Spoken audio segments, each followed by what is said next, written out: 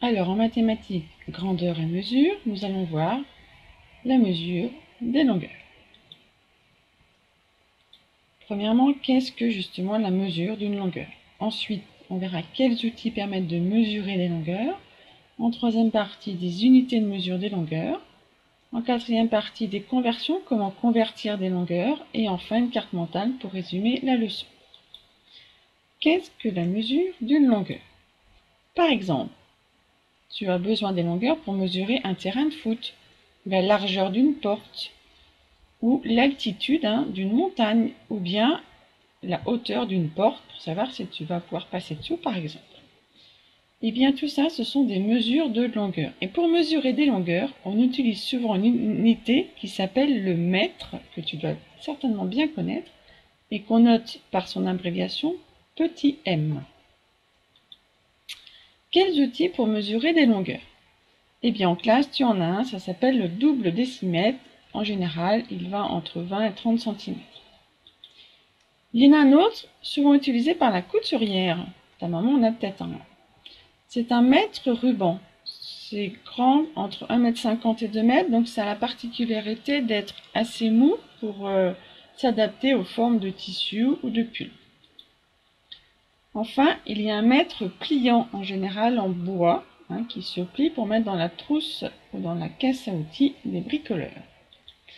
Il y a des mètres rubans, mais enrouleurs, aussi pour des bricoleurs qui peuvent aller jusqu'à 8 mètres, ou également des mètres laser à ultrasons, tu vois, c'est comme un peu une sorte de télécommande qui permet de mesurer n'importe quelle grande pièce sans avoir à dérouler 1 mètre.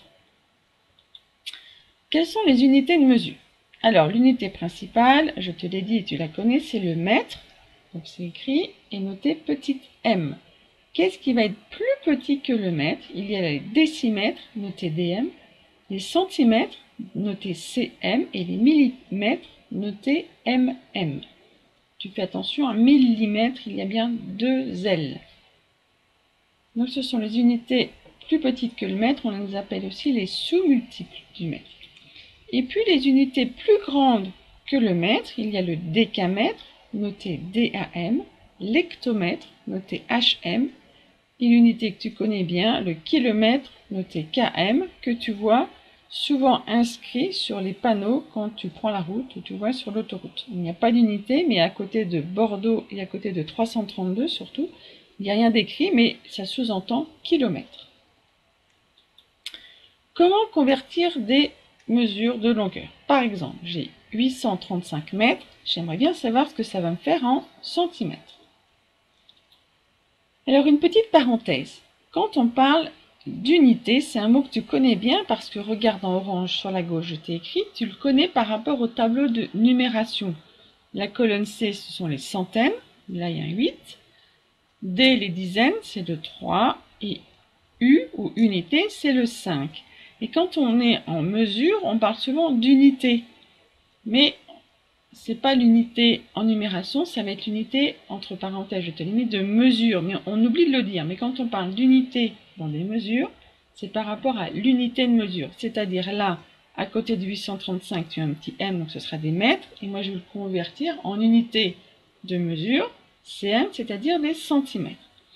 Donc pour convertir mes 835 mètres en centimètres, il va d'abord falloir que je le note, ou je l'inscrive dans le tableau des mesures qui est juste au-dessus. Alors, le 5, tu vois, il est à côté du petit m. Donc c'est celui-là, ce chiffre-là, que je vais mettre en premier dans mon tableau. Donc, dans la colonne petit m, donc des mètres, j'ai mis le 5, et donc les autres chiffres, le 8 et le 3 qui sont avant le 5, je les note dans chaque colonne qui sont avant. Donc dans la colonne des décamètres pour le 3, la colonne des hectomètres pour le 8. Maintenant, une fois que j'ai positionné ce chiffre dans mon tableau de mesure, il suffit de compléter avec des zéros pour aller jusqu'à la colonne des centimètres. Et donc, je vais rajouter 2 zéros.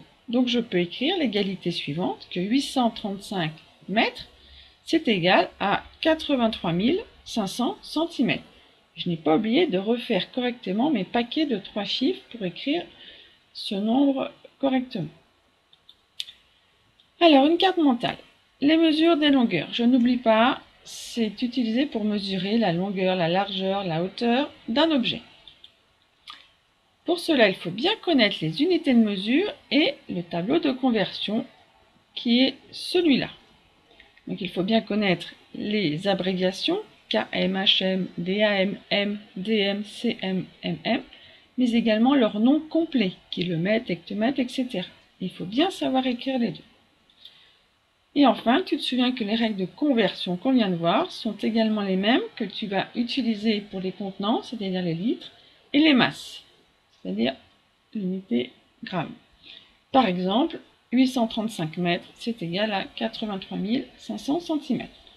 J'espère que pour toi, les mesures de longueur n'ont plus de secret. Sinon, tu peux revoir la capsule.